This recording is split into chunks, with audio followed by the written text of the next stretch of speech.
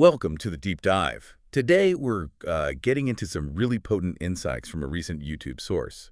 It takes its own unique journey, but it really challenges our, fundamental understanding of reality, human agency, and how we actually interact with existence itself. Yeah.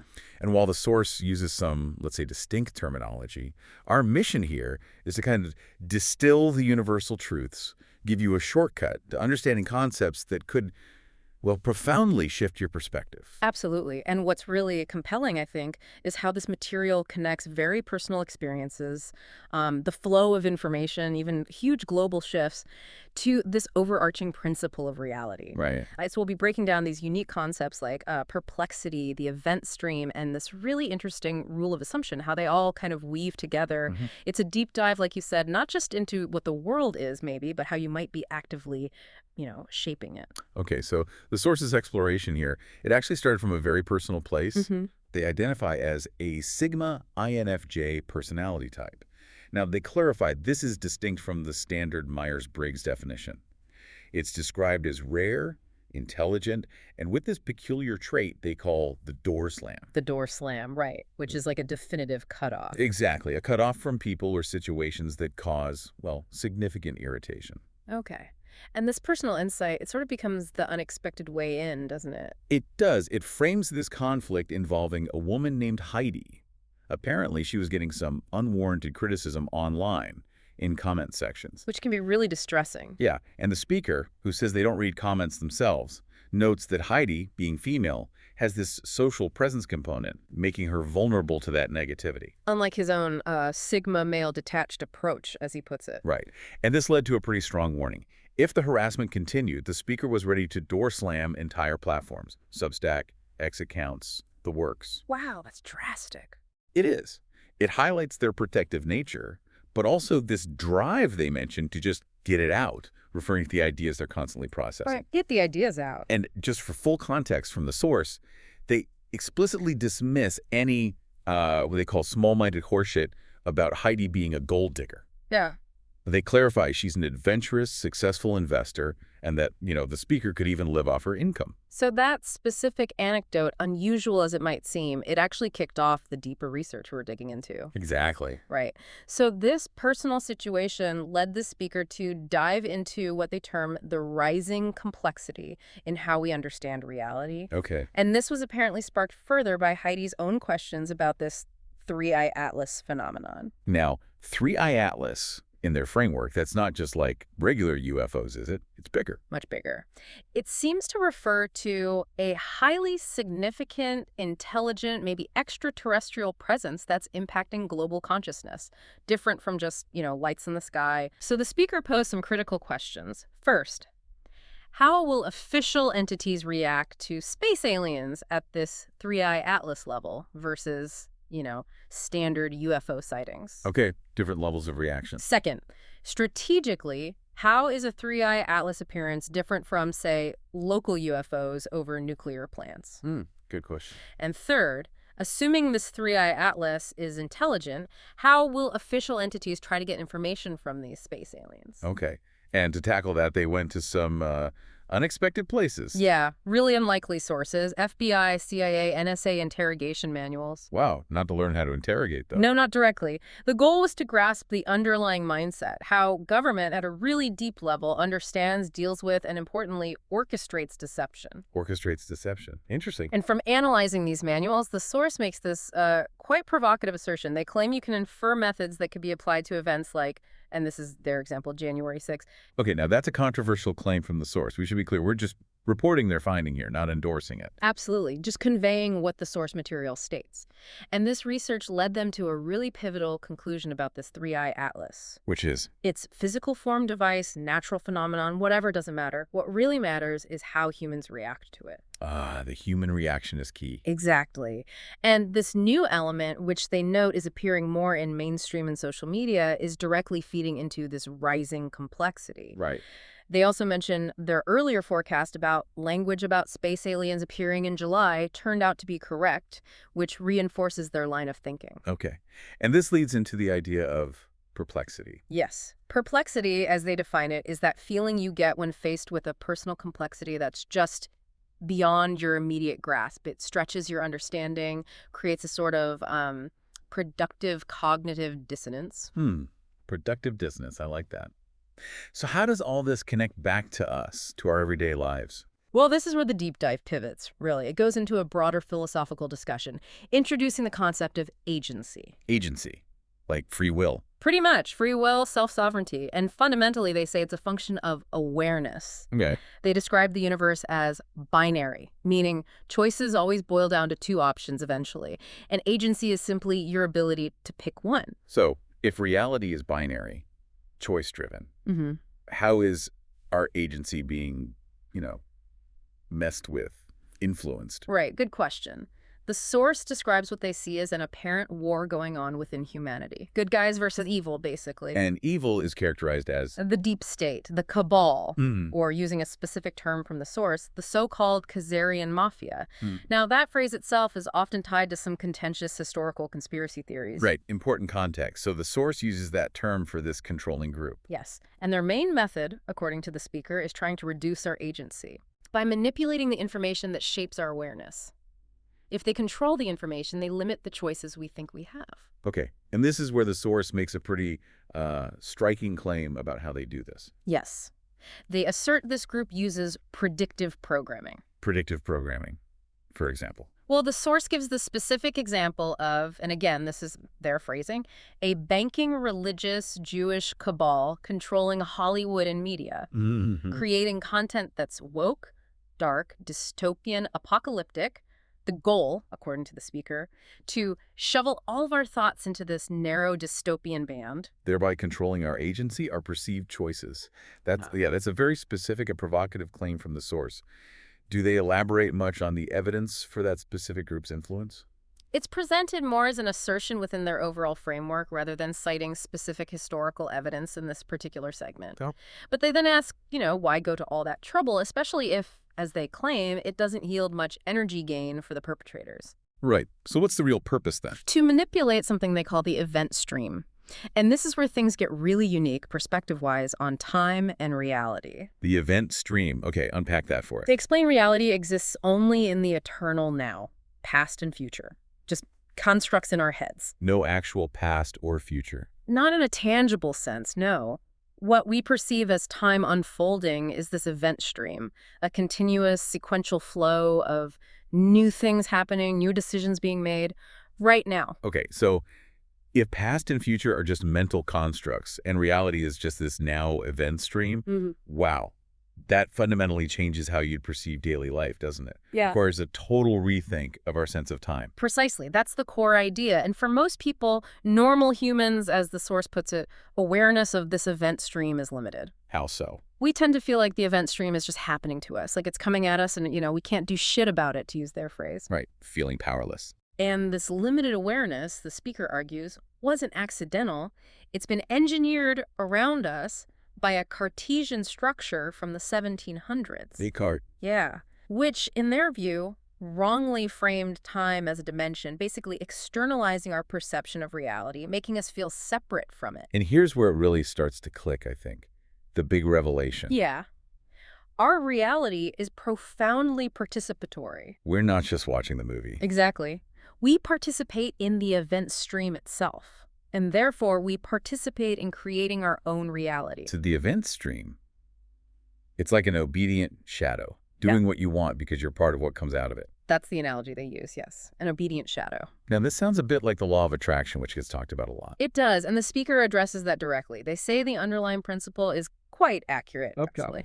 But the way it's usually presented, repeat these phrases, use mantras, that's erroneous, according to them.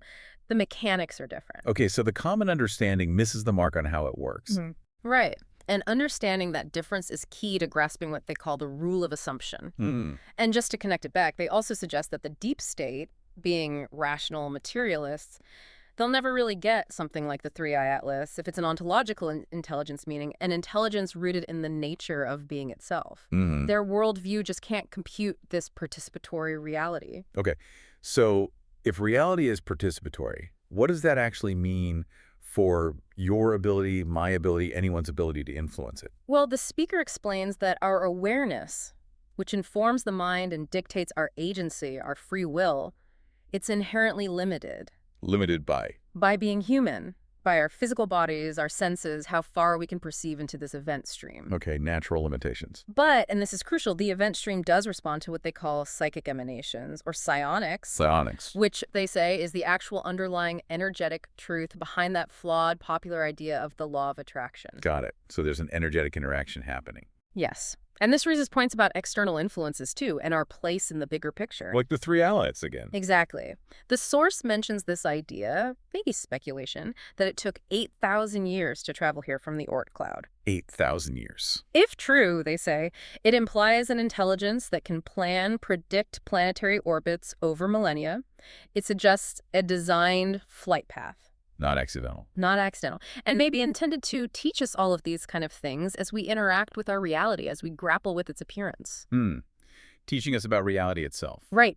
It aligns with this idea that our material world, the materium they call it, our tangible reality, it's like an experiment for the supreme consciousness. An experiment? To see what? To see if true novelty, something genuinely new, can arise.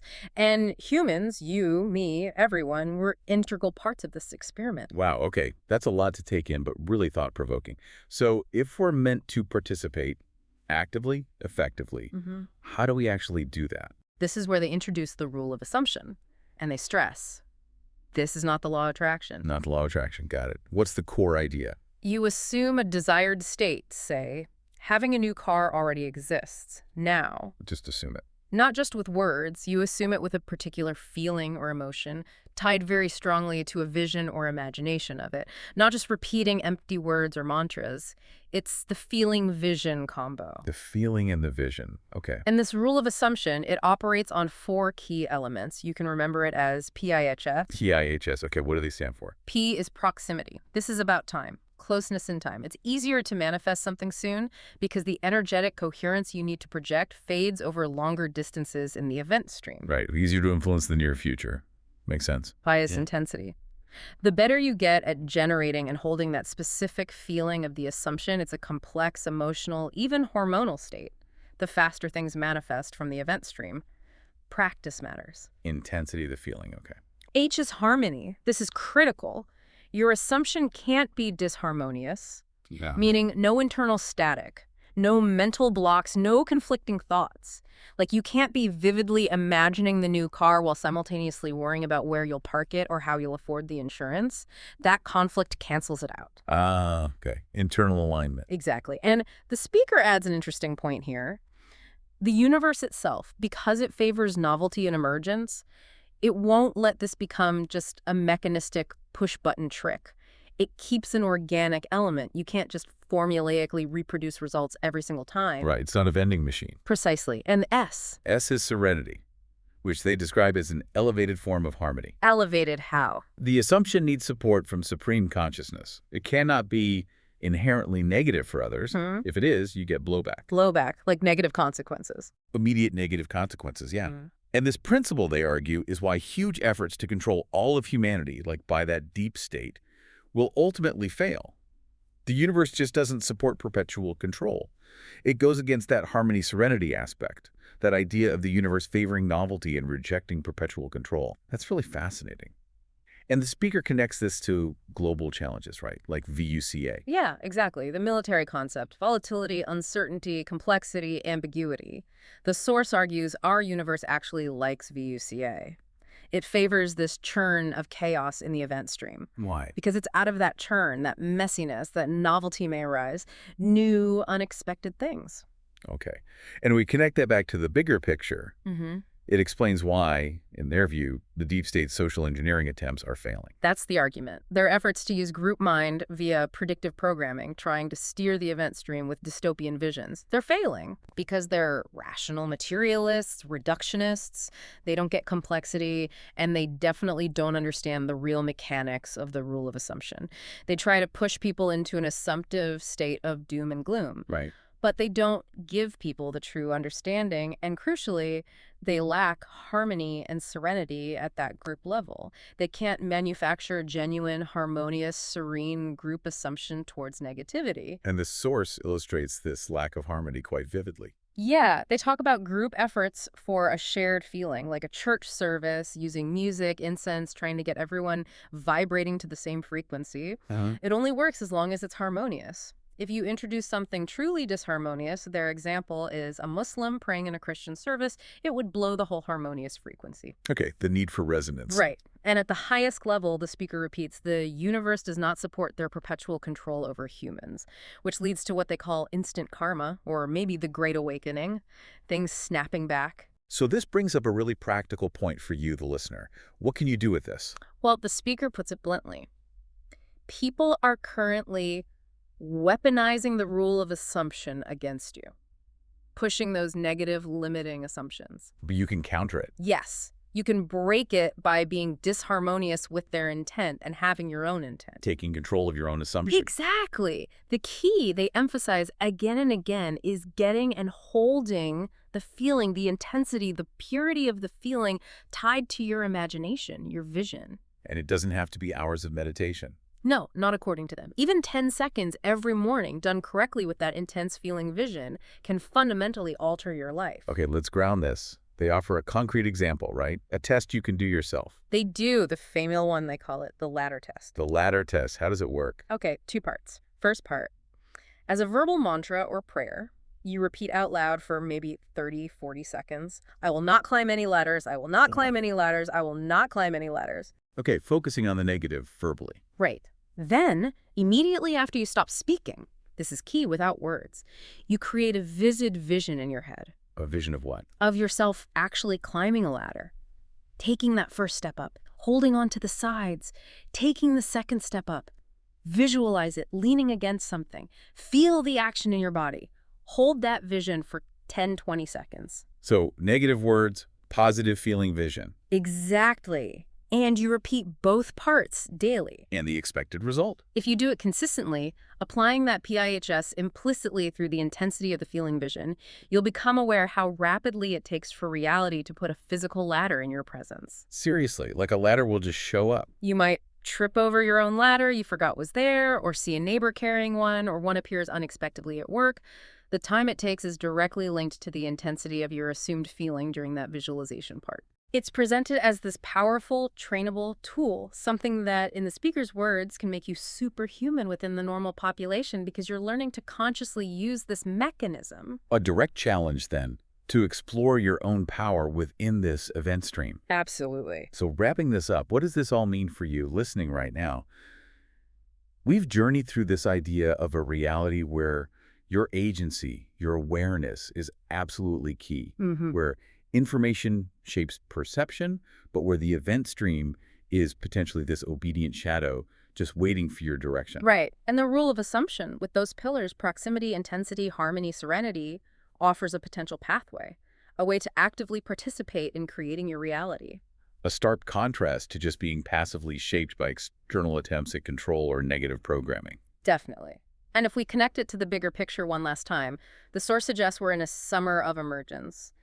Maybe heading towards a singularity where everything's going to happen at once, a time of massive acceleration. So this framework, this deep dive, it offers a way to maybe understand and navigate that accelerating complexity. That seems to be the implication. It really encourages you to consider the profound impact of your inner state, your emotions, your focused visions in shaping not just your personal world, but maybe even the collective reality. Yeah, that idea that you could become, quote, superhuman just by mastering this internal process, influencing the event stream with conscious intent.